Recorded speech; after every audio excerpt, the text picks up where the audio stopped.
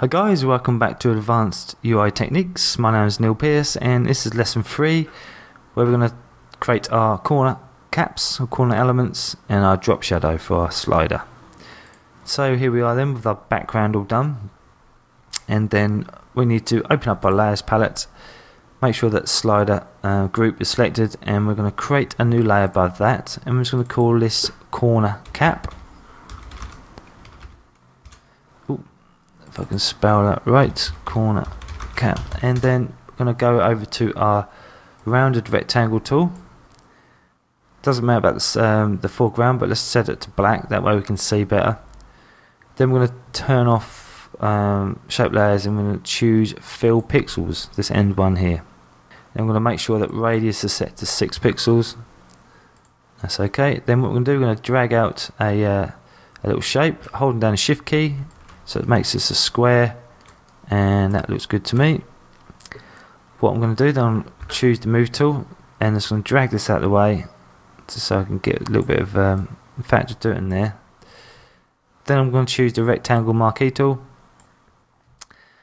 Then I'm going to Control T on my keyboard to bring up the transform tool, and I'm just going to turn that around so the corners facing up.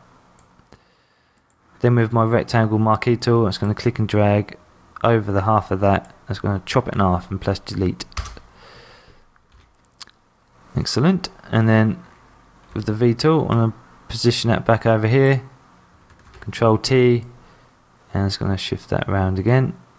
Now I'm going to increase my document a bit more so I can see what I'm doing, and that looks like it needs to come around a little bit more. That's it. Then I'm going to position that so it's slightly off, because what we're going to do, we're going to create 2 little triangles for at the top and at the bottom to make it look like it's folding around our corner. Now we're going to give this some layer styles. So open up your layer styles, double click on that layer, and we're going to give this a gradient overlay to start off with. We're going to make sure the black, going to change that to all the threes, okay that, and then the white, we're going to change that to all the C's. Okay that. Then we're going to give this an inner shadow, and the idea here is to make sure this is nice and white at the top, give it a reflection. So we're going to change that to normal and the color to white. But then we're going to change the opacity. We're going to turn that down to 50%, and we're going to uncheck use global light, and we're going to change the degree to 90, so it's just sitting up here, top there. And then we're going to go to 202. So turn it off. See, you've got the difference there. Nice little reflection at the top because our light source is coming from above. Then we're going to give this a drop shadow. Then we're going to change the opacity, or turn the opacity down to 40% because I want it too strong. Again, uncheck use global light if it's on, and then change that to 90 degrees. And we're going to say 403. Okay, and that's it. Now what we need to do is to create our little corner bits. Take that away so you can see what it looks like. Again, that looks like it's a little bit ski with you, so I might need to adjust that. Control T just to shift that around slightly. Again, it's gone a little bit. That's better. Okay, so then we're going to choose the pen tool, and we're going to make sure it's shape layers is selected. We don't need to create a new layer, do we? Because we've got shape layers selected, because that will create a layer for us. And then I'm going to increase my document yet again so I can see what I'm doing. And I want this bottom one to be black, so I'm going to start with the black first. So just basically just make a little triangle at the bottom here. That's it. That will do. And then do another one at the top. But then I'm going to change the foreground to all the 6s. So what we don't want is that to be too dark. There we go. Because our light source is coming down, it's not going to be dark here, it's going to be dark at the bottom here. And then that is our first corner cap done. all we need to do is to group these together. Control G, call this corner cap, and then V on your keyboard to bring the move tool up. Then hold down the Alt key and the Shift key and just click and drag that over like we normally do. Position that there. Go up to Edit, down to Transform, and we're going to flip that horizontal. Okay, then we might need to just use our arrow keys just to position that correctly. Then we're going to do that again. We're going to copy that again. Alt and Shift down. Then we're going to go to Edit, Transform, and we're going to flip this vertical. And hold down the Shift key again. And the Alt key, you're going to do that once more. And go Edit, flip that horizontally. Okay, and position that down and across. So bring your document up nice and big so you can see, and make sure you've got no gaps showing. That's it, nicely done. Move that across. Looks good. And that needs to come down. I think it's that one, isn't it? No, that one needs to come down a little bit and across. Again, we need to change the order of these. So this needs to be that colour, and this one needs to be black. Light source coming down from above, mainly this side and mainly the right side, and this one's really underneath, tucked underneath the bottom.